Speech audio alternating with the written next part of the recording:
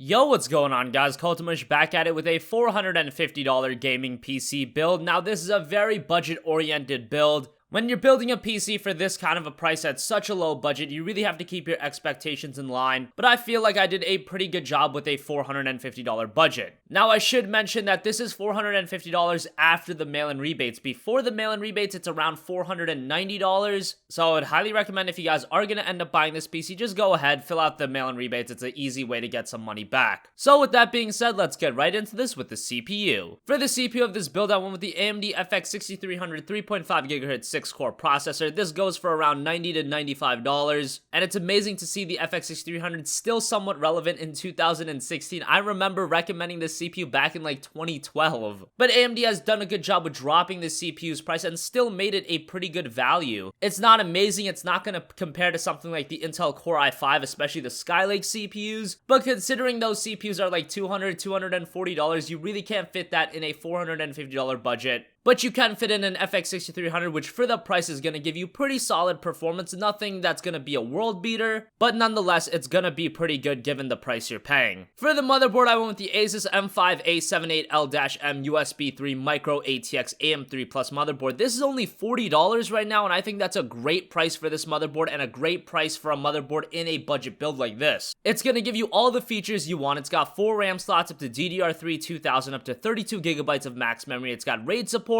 It's got 4 RAM slots up to DDR3 2000, and the real allure of this motherboard is obviously the price. Yes, there are better motherboards out there for the $60 to $70 range, but a $40 motherboard compared to a $70 motherboard in a budget like this is huge. So I decided to go with the cheaper motherboard, put that money towards something more crucial in a gaming build like the graphics card. Moving on to the memory, I went with G.Skill Ripjaws X series 8GB, 24GB sticks running at DDR3 1600 MHz. This is only $30, and 8GB of RAM for $30. I mean, how can you really go wrong with that? 8GB is still a great amount to have even for today's highest end games. There are only a select few games that really benefit from having 16GB of RAM. Just Cause 3 is one of those games, but outside of that, with 8GB of RAM, you're gonna be fine. And even with Just Cause 3, I have 8GB of RAM in my machine and I was still able to play that game with no problems. And nowadays, even at a $450 budget, there is no reason to be looking at 4GB of RAM since 8GB is $30. That's just a crazy good deal. And in the future, like I did mention, the motherboard does have 4 RAM slots, so you can even go for a 16GB configuration if you want.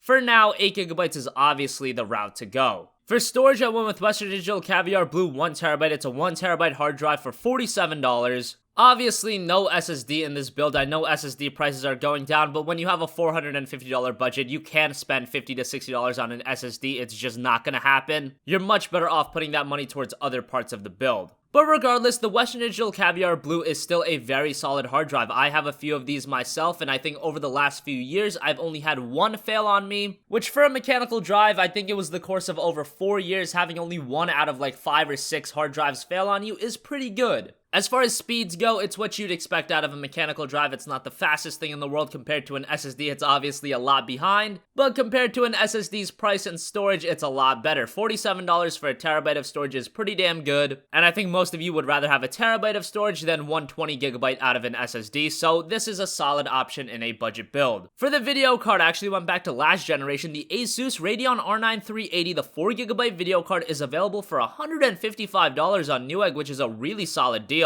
I've actually tested the R9 380 a bunch on my channel, so you guys can look up those videos if you're interested. It's a very solid video card for 1080p gaming. No, it's not going to be maxing out games at 60 frames per second, at least the higher end games, but I was playing a game like Witcher 3 at high settings and getting 40 frames per second. That's a very playable experience. Fallout 4 was running really well. Metal Gear Solid 5 ran really well. The R9 380 is just a very capable 1080p video card, and right now for $155, a lot of people are sleeping on this. I would highly recommend you to pick it up. And the fact that you can fit it into a $450 build, that's pretty amazing. Now, there is one caveat with this GPU. It's $155 after the mail-in rebate, and the mail-in rebate is kind of sizable at $30. So if you decide not to use the mail-in rebate, you'd be getting it for $185, and at that price point, I really wouldn't say it's worth it. But if you do hop on the mail-in rebate, this GPU is definitely a winner. Highly recommended. Moving on to the power supply, I went with the EVGA 500 watt 80 plus bronze certified. This is available for only $30. I needed to get get something cheap in this build, because if we got something more extravagant, it would have easily gone over the budget. So this 500 watt power supply is still fairly solid. It's gonna power the build, but you are gonna be running on the edge of things. The only thing is, obviously, you're not gonna be going for a Crossfire SLI configuration. The motherboard doesn't even support that, so there's no need to get something like a 750 watt power supply. But if you do have the extra cash and you want to pick up, say, a 550 watt or a 600 watt power supply, I probably would recommend that. Otherwise, this 500 watt PSU is still gonna do the trick. Finally, for the case, I went with the Cooler Master Half 912 ATX mid-tower case. This case is available for $48, which is a really solid price for the Half 912. This is actually the case that I use on my main PC. I've been using it for over 3 years, and I've had really good experiences with it. I'm not the kind of guy that likes to spend a ton of money on their case, and I think the Half 912, for what it is, it gets the job done. There's a lot of room for upgrades. Cable management is pretty simple, and aesthetically, I do think it looks like a beastly tower. So for $48, I think this is a very good option in this build.